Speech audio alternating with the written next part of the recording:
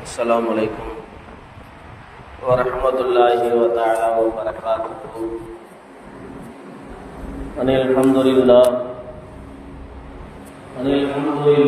رب العالمين والعاقبة للمتقين والصلاة والسلام على أشرف المرسلين وعلى آله وصحبه أجمعين، أما بعد.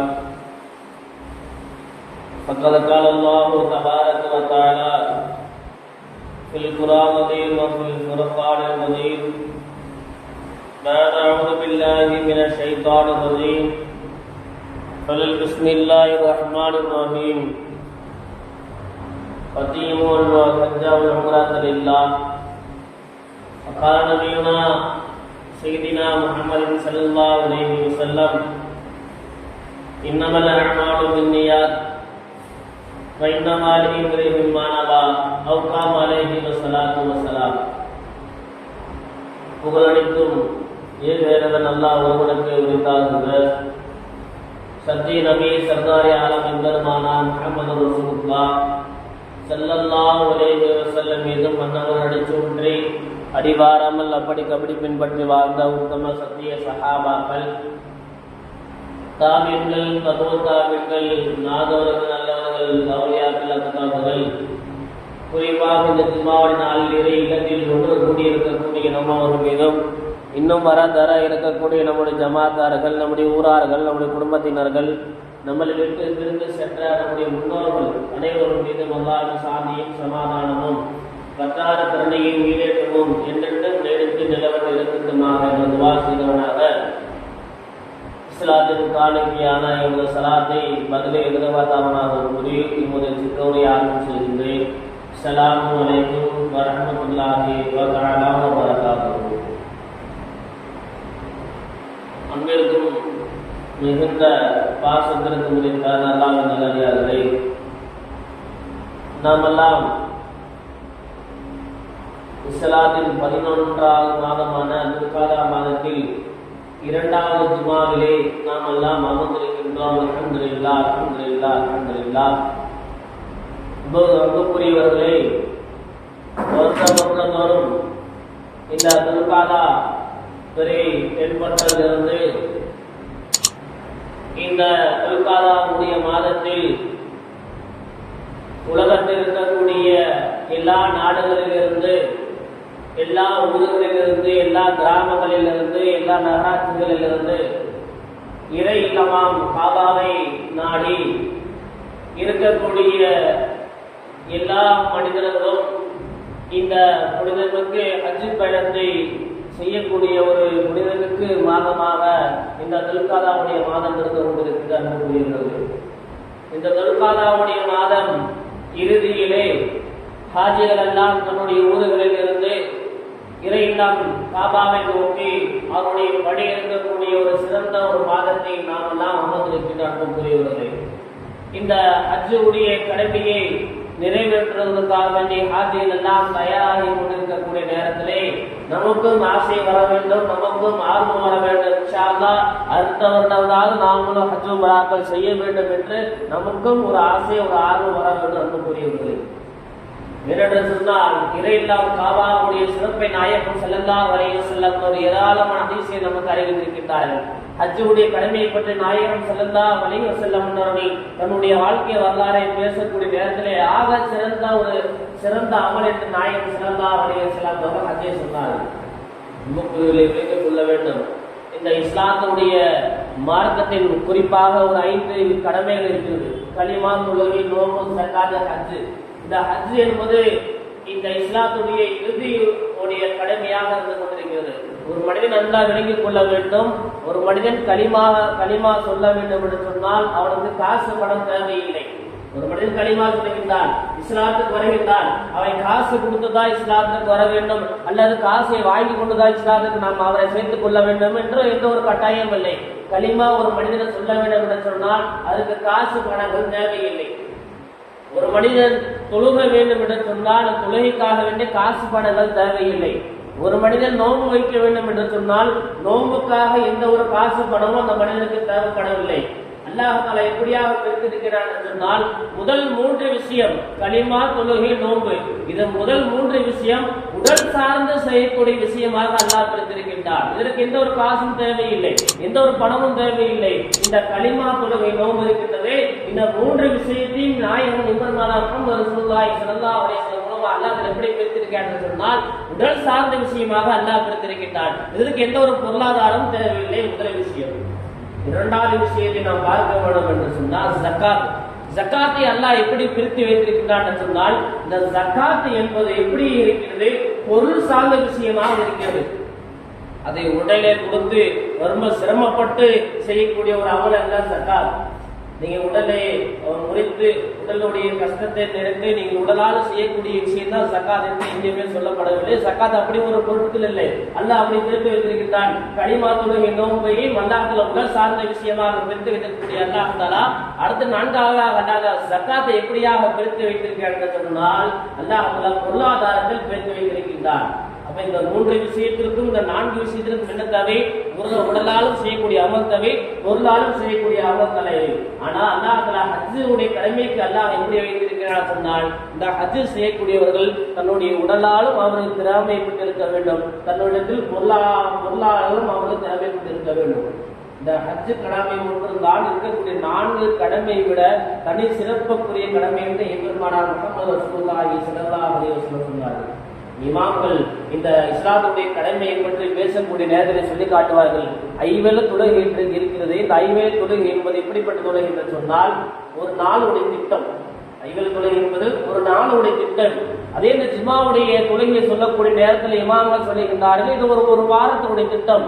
ஒரு வாரத்தில் ஒரு குறிப்பிட்ட நாளை அல்லாஹ் சொல்லி இந்த வாரத்தில் இந்த நேரத்தில் நீங்க எனக்காக வணங்க வேண்டும் என்று அல்லாஹ் கட்டளை இருக்கின்றான். இது ஒரு வாரத்தினுடைய திட்டம்.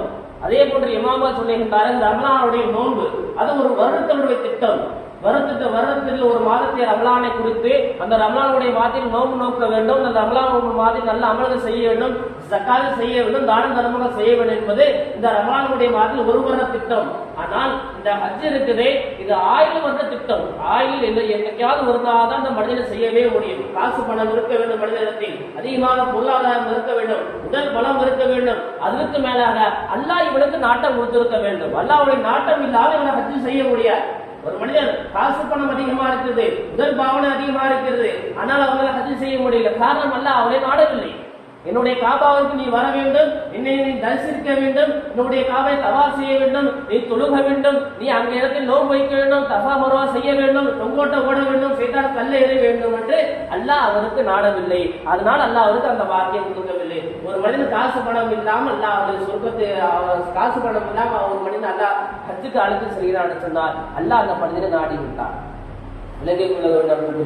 ஹஜ்ஜுடைய ஆக பெரிய கடமை என்னவென்று கேட்டால் அல்லாஹ்வுடைய பொருத்தத்தை நாடிதான் அங்க செல்ல வேண்டும். ஹஜ்ஜுடைய கடமை அல்லாஹ்வுடைய பொருத்தத்தை நாடி அல்லாஹ்வுடைய ரிதாவை நாடி நான் ஹஜ் செய்கின்றேன். என்னுடைய ஊரிலிருந்து நான் மதீனாவுக்கு வருகின்றேன், மக்காவுக்கு வருகின்றேன், காபாவை தவாஃப் செய்கின்றேன், தொங்கோட்ட ஓடுகின்றேன், சைத்தானை கல்லெறிகின்றேன். இது மொத்த காரணம் என்னவென்று கேட்டால் அல்லாஹ்வுடைய ரிதா எனக்கு வேண்டும், அல்லாஹ்வுடைய பொருத்தம் எனக்கு வேண்டும், அல்லாஹ் என்னை புரிந்து கொள்ள வேண்டும். நான் இத்தனை காலங்கள்லாம் எவ்வளவு பாவம் செய்து வாழ்ந்து கொண்டிருந்தனோ எல்லா பாவத்தையும் அல்லாஹ் எனக்கு மன்னிக்க வேண்டும். என்னுடைய கடமையை அல்லாஹ் ஏற்றுக்கொள்ள வேண்டும், என்னை அவன் பொருந்திக் கொள்ள வேண்டும். அந்த ஒரே ஒரு நோக்கத்திற்கு தான் நான் ஹஜ் செய்கிறேன் என்று ஒரு மனிதன் முழுமையாக நியத்து வைத்து அவன் ஹஜ்ஜுக்கு சென்றார் என்று சொன்னால் அல்லாஹ் அவனுடைய ஹஜ்ஜை ஏற்றுக்கொள்கிறார் என்பதாக இமாம் அவர்கள் சொல்லி காட்டி நான் கூறுகிறேன். நினைந்து கொள்ள வேண்டும். இந்த ஹஜ்ஜுடைய கடமையை பற்றி எம்பெருமானார் முஹம்மது ரசூலுல்லாஹி ஸல்லல்லாஹு அலைஹி வஸல்லம் அவர்கள் தன்னுடைய வாழ்க்கையை வரலாற்றை சொல்லிக் கொடுக்கக்கூடிய நேரத்தில் இப்படியாக சொல்லுகின்றார்கள். ஆயிஷா ரலியல்லாஹு அன்ஹா பார்த்து நாயகம் ஸல்லல்லாஹு அலைஹி வஸல்லம் சொல்லக்கூடிய ஒரு வார்த்தை, ஆயிஷாவை ஆயிஷா ரலியல்லாஹு அன்ஹா அவர்கள் உம்ரா செய்வதற்காக செல்கின்றார்கள்.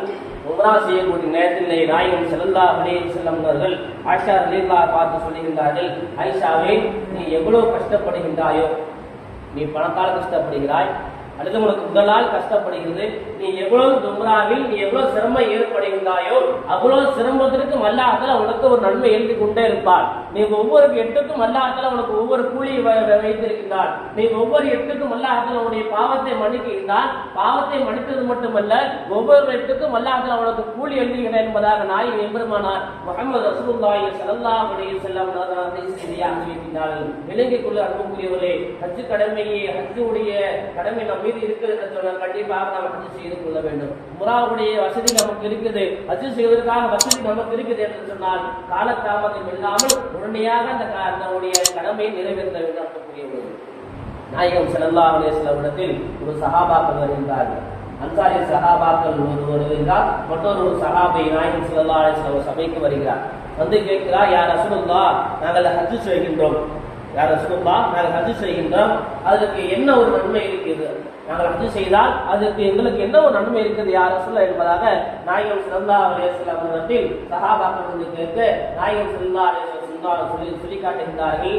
அந்த சஹாபியை பார்த்து, அன்புக்குரிய சஹாபாக்களே, நீங்கள் உங்களுடைய வீடை விட்டு இறை இல்லாம காபாவை நீங்கள் நோக்கி செல்லக்கூடிய உங்களுடைய ஒட்டகம் ஒவ்வொரு அடி எடுத்து வைக்குமே அந்த ஒவ்வொரு அடிக்கும் அல்லாஹ்தாலா உங்களுடைய பாவத்தை அல்லாஹ்தாலா மன்னித்து விடுகின்றார். ஒவ்வொரு அடிக்கும் ஒரு 100 அடி ஒட்டகம் எடுத்து வைக்கிறது என்று சொன்னால் 100 விதமான பாவங்களை அல்லாஹ்தாலா மன்னித்து விடுகின்றான். அடுத்ததாக நாயகம் ஸல்லல்லாஹு அலைஹி சொன்னார்கள், அந்த ஒட்டகம் எடுத்து வைக்கக்கூடிய அடிக்கு பாவத்தை அல்லாஹ்தாலா மன்னித்து விட்டு அதற்குரிய கூலியும் அல்லாஹ்தாலா உங்களுக்கு எழுதுகின்றார் என்பதாக எம்பெருமானார் முஹம்மது ரசூலுல்லாஹி ஸல்லல்லாஹு அலைஹி சொன்னார்கள். அதற்கு தொடர்பாக நாயகம் ஸல்லல்லாஹு அலைஹி வஸல்லம் சொல்லக்கூடிய வார்த்தை, நீங்கள் காபாவுக்கு சென்று காபாவை சுற்றி கொண்டு 2 ரக்காத் நீங்கள் தொழுவீர்கள் அல்லவா?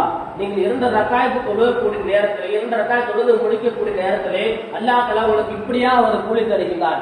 எப்படியா ஒரு கூலி தருகின்றான்? நீங்கள் காபா செய்துவிட்டு அந்த 2 ரக்காத் தொழுது முடிக்கக்கூடிய நேரத்தில் அல்லாஹ் தஆலா உங்களுக்கு எப்படியா கூலி தருகிறான்னு சொன்னால், இஸ்மாயில் அலைஹிஸ்ஸலாமுடைய உம்மத்திலிருந்து ஒரு நபரை விடுவித்த, அதாவது அடிமையை உரிமை விட்ட நன்மை அல்லாஹ் தஆலா உங்களுக்கு தருகின்றான். யாருடைய உம்மத்து? ஹஜ்ரத் இப்ராஹிம் அலைஹிஸ்ஸலாமுடைய மகனார் இஸ்மாயில் அலைஹிஸ்ஸலாமுடைய கூட்டத்தினர்கள் அவருடைய சங்கத்திலிருந்து ஒரு அடிமையை உரிமையிட்ட நன்மை அல்லாஹ் தஆலா உங்களுக்கு தருகிறான் என்பதாக நாயகம் ஸல்லல்லாஹு அலைஹி வஸல்லம். அடுத்ததாக நாயகம் ஸல்லல்லாஹு அலைஹி வஸல்லம் அவர்கள் பேசிக்கிட்டு வந்து கொண்டிருக்கக்கூடிய இப்படியாக சொல்லுகின்றார்கள், நீங்கள் இந்த சஃபா மர்வாவுடைய அந்த மலைகளை தொங்கோட்டம் ஓடுகின்றீர்களே, நீங்கள் தொங்கோட்டம் ஓடக்கூடிய நேரத்திலே அல்லாஹ் தஆலா உங்களுக்கு கொடுக்கக்கூடிய நன்மை என்னவென்று தெரியுமா? நீங்கள் தொங்க ஓட்டம் ஓடுகின்றீர்கள், அந்த தொங்க ஓட்டம் ஓடக்கூடிய நேரத்தில் அல்லாஹ் தஆலா உங்களுக்கு என்ன நன்மையை கொடுக்கிறார் சொன்னால் 70 அடிமையை உரிமையிட்ட நன்மை அல்லாஹ் தஆலா உங்களுக்கு தருகின்றார். ஒவ்வொரு அடிமையும் இல்லை, 70 அடிமையை உரிமையிட்ட நன்மை அல்லாஹ் தஆலா உங்களுக்கு தருகின்றார். அடுத்ததாக நாயகம் ஸல்லல்லாஹு அலைஹி சொல்லி காட்டுகிறார்கள், இந்த அரஃபாவுடைய மைதானத்திலே நீங்கள் உட்கார்ந்திருக்கக்கூடிய நேரத்திலே அரஃபாவுடைய மைதானத்திலே நீங்கள் உட்கார்ந்திருக்கக்கூடிய நேரத்திலே உங்களை பற்றி அல்லாஹ் தஆலா மலக்குமாரிடம் பேசி காட்டுகின்றார். எப்படியாக பேசுகின்றார்? நாயகம் ஸல்லல்லாஹு அலைஹி சொன்னார்கள், உங்களுக்காக வேண்டி அல்லாஹ் மலக்குமாரிடத்தில் பேசுகின்றார், மலாயிகத்துமார்களே, என்னுடைய அடியானை பாருங்கள், என்னுடைய அடியானை பாருங்கள், அவனுக்கு வசதி வாய்ப்பு இருக்கிறது, அவனுக்கு சொந்த ஊர் இருக்கிறது, சொந்த இடம் இருக்கிறது, எல்லாமே இவனுக்கு இருக்கிறது. ஆனால் என்னுடைய பொறுப்பேற்றை நாடி, என்னுடைய நில்லாவை நாடி அவன் என்னுடைய தாயகத்திற்கு வந்திருக்கின்றார். என்னுடைய காபாய தவாஃபில் வந்திருக்கின்றார். இந்த அரஃபாவுடைய மைதானத்தில் இருக்கின்றார். அவனை நீங்கள் கொஞ்சம் உத்து பாருங்கள். அல்லாஹ் சொல்லுகின்றார் மலக்குமார்களை பார்த்து, மலக்குமார்களே, அவனை கொஞ்சம் உத்து பாருங்கள், அவன் எப்படி இருக்கின்றார். ஒரே ஒரு ஆடியை, உழுதி அடைந்த ஆடியை அவனுடைய மேலையில் அவன் போட்டிருக்கின்றார். அவனை இத்தனையோ நல்ல ஆடியை அவன் வைத்திருக்கின்றார், அழகான ஆடையை வைத்திருக்கின்றார், காசு உயர்ந்த ஆடையை அவன் வைத்திருக்கின்றார். அவனை பாருங்கள், ஒரே ஒரு ஆடையை அவனுடைய மேலே போட்டிருக்கின்றார். அவன் வீடோ எவ்வளவு சம்பந்தமான அழகான வீடை அவன் கட்டி கொண்ட உலகத்தில் வாழ்ந்து கொண்டிருக்கின்றான். இங்கே பாருங்கள், வெறும் மண்ணிலே குளிருக்கு மத்தியிலே வெயிலுக்கு மத்தியிலே எனக்காக வேண்டி, நான் சொன்ன வார்த்தைக்காக வேண்டி அவன் இந்த இடத்திலே வந்து உட்கார்ந்து இருக்கின்றான் என்று அல்லாஹ் தஆலா ஹாஜிமார்களை பற்றி மலக்குமாரிடத்தில் பெருமையாக பேசி காட்டிய என்பதாக நாயகம் ஸல்லல்லாஹு சொன்னார்கள். அதுக்கடுத்ததாக நாயகம் ஸல்லல்லாஹு இப்படியாக சொல்லுகின்றார்கள், மலக்குமார்களை பார்த்து மலக்குமாரிடத்தில் அல்லாஹ் சொல்லுகின்றால், மலக்குமார்களே, என்னுடைய அடியான் அவன் என்ன பாவமன்னிப்பு கேட்கின்றானோ, அவன் என்ன என்னிடத்தில் கேட்கின்றானோ எல்லாமே அவனுக்கு நீங்களே கொடுத்து விடுங்க. கொடுத்து விட்ட பின்பாடி நாயகம் ஸல்லல்லாஹு அலைஹி வஸல்லம் சொல்லுகின்றார்கள், அல்லாஹ் தஆலா சொல்லி காட்டுவதாக எப்படியாக சொல்லுகின்றார்கள், என்னுடைய அடியான் தன்னுடைய வாழ்க்கையிலே 50 வருடம் வாழ்ந்திருக்கின்றார், 40 வருடம் வாழ்ந்திருக்கின்றார். அவன் வாழ்ந்த நாட்களில் எவ்வளவு பாவம் செய்தார் இருந்தாலும் சரி, உலகத்தில் எவ்வளவோ மண் இருக்குது, எவ்வளவோ பாவங்கள் இந்த உலகத்தில் இவன் செய்திருந்தாலும் சரி, இவன் அரபாவில கேட்கக்கூடிய துவாவிற்கு பதிலாக, இவன் அரபாவில கேட்கக்கூடிய அந்த பாவ மன்னிப்புக்கு பதிலாக என்னுடைய எல்லா துவாவை நான் ஏற்று மன்னித்து விடுகிறேன் என்று சொல்லிவிட்டு அடுத்ததாக அல்லாஹ் சொல்லுகின்றான், இவன் யாருக்காக துவா செய்கின்றான், இந்த ஹாஜிமார்கள் வந்திருக்கக்கூடியவர்கள் இவர்கள் யாருக்காக துவா செய்கின்றார்களோ அவருடைய பாவத்தை நான் மன்னித்து விடுகின்றேன். இவர்கள் யாருக்காக சிபாரிசு செய்கின்றார்களோ, இவர்கள் யாருக்காக பரிந்துரை செய்கின்றார்களோ அவருடைய எல்லா தேவையும் நான் ஏற்று விடுகின்றேன், அதை நான் கபூலாக்கி விடுகின்றேன் என்பதாக சொல்லுவேன் என்பதாக வழக்கமாக எடுத்து எல்லாரும் கட்டளைகின்றார் என்பதாக நாயகம் ஸல்லல்லாஹு அலைஹி வஸல்லம் அவர்கள் அந்த சஹாபாக்கள் சொல்லி காட்டினார்கள். அடுத்ததாக நாயகம் ஸல்லல்லாஹு அலைஹி வஸல்லம் அவர்கள் இப்படியாக பேசி வந்திருக்கக்கூடிய நேரத்திலே எம்பெருமானார் முஹம்மது ரசூலுல்லாஹி ஸல்லல்லாஹு அலைஹி வஸல்லம் சொன்னார்கள், இந்த ஷைத்தானுக்கு கல்லெறியக்கூடிய நேரத்திலே, ஷைத்தானுக்கு கல்லெறியக்கூடிய நேரத்திலே இந்த ஹாஜிமார்கள் ஷைத்தானுக்கு கல்லெறிகின்றார்கள். இந்த ஒவ்வொரு கல்லுக்கும் அல்லாஹ் ஒவ்வொரு விதமான நன்மை தருகின்றார், ஒவ்வொரு கல்லுக்கும் ஒவ்வொரு விதமான நன்மை அல்லாஹ் தஆலா தருகின்றார். அல்லாஹ் நாயகம் ஸல்லல்லாஹு அலைஹி வஸல்லம் இந்த ஹாஜிமார்கள் ஷைத்தானை நோக்கி கல்லெறியக்கூடிய நேரத்திலே இவர்கள் என்ன பெரும் பாவங்கள் செய்திருந்தாலும் சரியே, உலகத்தில் எவ்வளவு பெரிய பெரும் பாவங்கள் செய்திருந்தாலும் சரியே, இவருடைய பாவம் இந்த உலகத்தில் ஃபுல்லாக நிரம்பி இருந்தாலும் சரியே, எல்லா பாவத்தையும் அல்லாஹ் தஆலா இவருக்கு மன்னித்து விடுகின்றார் என்பதாக நாயகம் ஸல்லல்லாஹு அலைஹி வஸல்லம் சொன்னார்கள். அடுத்ததாக நாயகம் ஸல்லல்லாஹு அலைஹி வஸல்லம் அவர்கள் சொல்லி காட்டக்கூடிய ஒரு வார்த்தை, இந்த ஹாஜிமார்கள் எல்லா கடமையை முடித்து விட்டு திரும்ப காபாவிற்கு வரக்கூடிய நேரத்திலே இவருடைய தோல் போத்தியத்திலே 2 மலக்குமார்கள் வந்து விடுகின்றார்கள். ஹாஜிமாருடைய தோல் பூஜ்யத்திலே 2 மலக்குமார்கள் வந்து விடுகின்றார்கள். 2 மலக்குமார்கள் வந்துவிட்டு இந்த 2 மலக்குமார்கள் அந்த ஹாஜியை பார்த்து பேசுகிறார்கள். அந்த மனிதரை பார்த்து ஹஜ் செய்யக்கூடிய உம்ரா செய்யக்கூடிய அந்த மனிதரை பார்த்து பேசுகின்றார்கள், நீங்கள் செய்த அமலன் எல்லாம் அல்லாஹ் உங்களுக்கு ஒப்புக்கொண்டு விட்டார், உங்களுடைய ஹஜ்ஜை அல்லாஹ் தஆலா மக்பூரான ஹஜ்ஜாக அல்லாஹ் தஆலா ஏற்று விட்டார், உங்களுடைய ஹஜ்ஜை அல்லாஹ் கடமையை நிறைவேற்றி விட்டார். நீங்கள் இந்த உலகத்தில் எவ்வளவோ பாவங்கள் செய்திருந்தாலும் எல்லா பாவத்தையும் அல்லாஹ் தஆலா மன்னித்து விட்டார். இந்த ஊரை விட்டு நீங்கள் பிரிந்து செல்லும் பொழுது அன்று பிறந்த பாவங்களை போல் நீங்கள் செல்லுங்கள் என்பதாக ஒரு நற்செய்தி அந்த ஹாஜிமார்களுக்கு அல்லாஹ் தஆலா சொல்லுகின்றார் என்பதாக நாயகம் ஸல்லல்லாஹு அலைஹி வஸல்லம் சொல்லி காட்டார் என்று சொன்னார். விளங்கிக் கொள்ள அன்புக்குரியவர்களே, வசதி வந்தும் ஹஜ் செய்யாமல் இருக்கக்கூடிய நாம் ஹஜ்ஜுடைய கடமைக்காக வேண்டி கொஞ்சம் தயாராக வேண்டும். நமக்கு ஆசை வர வேண்டும், உள்ளத்தில் ஆசை வர வேண்டும், அவருடைய காபாவை பார்க்க வேண்டும், அவருடைய காபாவை பார்க்க வேண்டும், அவருடைய காபாவை பார்த்து அழகாக நிறைய கொடுத்து கத்த வேண்டும், அழுக வேண்டும். நாயகம் ஸல்லல்லாஹு அலைஹி வஸல்லம் அவர்கள் ரவ்லா ஷரீஃபுக்கு செல்ல வேண்டும், நாயகம் ஸல்லல்லாஹு அலைஹி வஸல்லம் அவர்கள் மீது சலாம் சொல்ல வேண்டும். அவர்கள் சலாம் நாம் சொல்லக்கூடிய அந்த சலாத்திற்கு அவர்கள் பதில் சலாம் சொல்லக்கூடிய நேரத்தில் அதை நம்முடைய காதினால் கேட்க வேண்டும் என்று ஒவ்வொருவருக்கும் ஆசை வர வேண்டும். ஏனென்று சொன்னால் இந்த ஹஜ்ஜுடைய கடமை என்பது இருக்கக்கூடிய எல்லா வணக்கங்களுக்கு மாறாக இருக்கக்கூடிய ஒரு இந்த கடமை, இருக்கக்கூடிய தொழுகை இருக்கிறது, நோன்பு இருக்கிறது, ஜக்காத் இருக்கிறது, இந்த கடமைகளுக்கெல்லாம் மாற்றமாக இருக்கக்கூடிய ஒரு கடமை தான் இந்த ஹஜ் கடமை என்பது. யோசித்து பாருங்கள், பெருநாள் தொழுகைக்காக வருகின்றோம், புத்தாடி அணிந்து வருகின்றோம், பெருநாளுடைய தொழுகைக்காக வருகின்றோம். அதே அல்லாஹ் தான் சொல்லுகின்றால், நீங்கள் உங்களுடைய பெருநாளை கொண்டாடக்கூடிய நேரத்தை புத்தாடி அணிந்து தொழுங்கள், உங்கள் இருக்கக்கூடிய நல்ல ஆடியை அணிந்து தொழுங்கள் என்று சொல்லுகின்றார். அதே அல்லாஹ் ஹஜ்ஜுடைய கடமையை பேசிக்கூடிய நேரத்திலே இப்படியாக சொல்லுகின்றார், உங்கள்கிட்ட இருக்கக்கூடிய ஒரே ஒரு துணியை தான் நீங்கள் போட்டு இருக்க வேண்டும், தைக்காத துணி.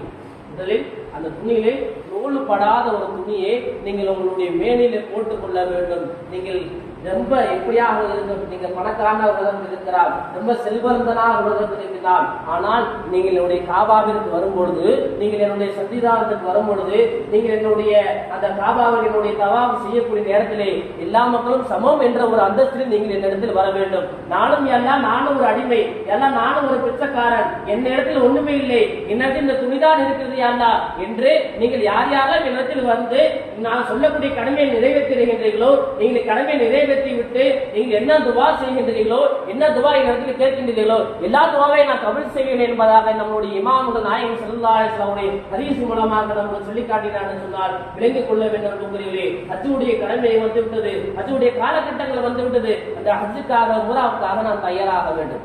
ஒரு ஹதீஸ் சொல்லி நிறைவு செய்கின்றேன். நாயகம் ஸல்லல்லாஹு அலைஹி வஸல்லம் ஹதீஸ் அறிவிக்கின்றார்கள், ஒரு மனிதர் ஹஜ் செய்வதற்காக புறப்பட்டு விட்டார், ஹஜ் செய்வதற்காக அல்லது உம்ரா செய்வதற்காக ஒரு மனிதன் புறப்பட்டு விட்டார். புறப்பட்டு செல்லக்கூடிய நேரத்தில் அவர் மனத்தை விட்டார், ஹஜ்ஜுக்காக வேண்டி புறப்படுகிறார். புறப்பட்டு செல்லுவதற்கு முன்பதாக அவர் பிரயாணத்தில் இருக்கக்கூடிய நேரத்திலே, போக்குவரத்தில் இருக்கக்கூடிய நேரத்திலே அவர் மனத்தை விட்டார். இவருக்கு என்ன நன்மை? இவருக்கு என்ன நன்மை என்று சொல்லக்கூடிய நேரத்திலே நாயகம் ஸல்லல்லாஹு அலைஹி சொன்னார்கள், ஒரு மனிதர் ஹஜ்ஜுக்காக வேண்டியோ அல்லது உம்ராக்காக வேண்டியோ தன்னுடைய வீட்டிலிருந்து புறப்பட்டு விட்டு போகும் வழியிலே அவர் மரணித்துவிட்டார் என்று சொன்னால் கியாமத் நாள் வரை அவர் ஹஜ் செய்த நன்மை அல்லாஹ் அவருக்கு எழுதப்படுகிறார். கியாமத் நாள் வரை இவர் உம்ரா செய்த நன்மை அல்லாஹ் தான் எழுதப்படுகிறார். இவரோ ஒரு ஹஜ் செய்ய போனார், இவரோ ஒரு உம்ரா செய்ய போனார். ஆனால் கியாமத் நாள் வரை உலகம் அழியும் வரை இவர் ஹஜ் செய்த நன்மை, இவருக்கு ஒரு உம்ரா செய்த நன்மை இவருக்கு எழுதுங்கள் என்பதாக அல்லாஹ் தஆலா மலக்குமாரை எடுத்து கட்டளை இடுகிறார் என்று சொன்னால் விளங்கிக் கொள்ளுங்கள் அன்புக்குரியவர்களே. உலகத்தில் எல்லா நன்மைகளை தவிர ஆக சிறந்த ஒரு நன்மை இருக்கிறது. எல்லா நன்மைகளை தவிர, எல்லா விஷயங்களை தவிர, எல்லா கடமைகளை தவிர ஆக சிறந்த ஒரு கடமை ஹஜ்ஜுடைய கடமை இருக்கிறது. இந்த ஹஜ்ஜுடைய கடமைக்கு நாமும் ஆசைப்பட வேண்டும், நாமும் தயாராக வேண்டும். ஆக அன்புக்குரியவர்களே, யார் யாரெல்லாம் நம்முடைய நாடில் இருந்து ஹஜ் செல்கின்றார்களோ அவருக்கு அல்லாஹ் அவருடைய ஹஜ்ஜை மக்பூலான ஹஜ்ஜாக ஏற்றுக்கொள்வானாக. காலமெல்லாம் அல்லாஹ் தஆலா நாமும் அவருடைய காபாவை வந்து தரிசிக்கக்கூடிய பாக்கியத்தை வல்ல நாய் நம் அனைவருக்கு தந்தர் உருவானாக. நாமும் ஹஜ் உம்ரா செய்யக்கூடிய பாக்கியத்தை வல்ல நாய் நம் அனைவருக்கு தந்தர் உருவானாக.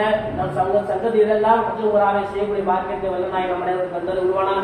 நம் வாழ்காலமெல்லாம் லா இலாஹ இல்லல்லாஹ் முஹம்மது ரசூலுல்லாஹ் கலிமாவோடு வாழக்கூடிய பாக்கியத்தை வல்ல நாய் நம் அனைவருக்கு தந்தர் உருவானாக. நாம் இறுதி பேச்சும் இறுதி மூச்சும் லா இலாஹ இல்லல்லாஹ் முஹம்மது ரசூலுல்லாஹ் என்ற பேச்சாக மூச்சாக இருக்கக்கூடிய பாக்கியத்தை வல்ல நாய் நம் அனைவருக்கு தந்தர் உருவானாக. நல்ல வாழ்க்கையெல்லாம் நம்ம அனைவருக்கு தந்தர் உருவானாக. சிரமம் இல்லாத வாழ்க்கை எல்லாம் தந்தர் உருவனாக. நோய் நொடி இல்லாத வாழ்க்கை எல்லாம் தந்தர் உருவனாக. யாருக்கும் எந்த சிரமப்படுத்தி விடாமல் நல்ல நேரத்தில் நல்ல மூத்தைய வண்ணலாய் நம்ம நேரத்தை தந்தர் உருவனாக. விபத்து வர்ணத்தை விட்டு மல்ல நம்மளை காப்பாற்ற உருவனாக. பிரச்சனைகள் மன குழப்பங்களை விட்டு மல்ல நாய் நம்ம மனைவரை காப்பாற்ற உருவனாக. நம்மகிட்ட மனசில் இருக்கக்கூடிய எல்லா குழப்பங்கள், உடம்பு இருக்கக்கூடிய எல்லா நோய்களை விட்டு மல்லாத நம்மளையும் நம்ம சமுதாயத்து மக்களையும் அல்லாஹால காப்பாற்ற உருவனாக. அல்லாஹ் நம்முடைய ஊருக்கு பறக்கச் செய்வானாக. நம் ஊர் மக்களுக்கு அல்லாஹால பறக்கச் செய்வானாக. நல்ல சுகமான வாழ்க்கையை, வெற்றி தரக்கூடிய வாழ்க்கையாக அல்லாஹ் வல்ல நாய் நம் அனைவருக்கு தந்தர் உருவானாக. வாஹிதான் அல்ஹம்துலில்லாஹி ரப்பில் ஆலமீன். அஸ்ஸலாமு அலைக்கும் வரஹ்மத்துல்லாஹி தஆலா வபரகாத்துஹு.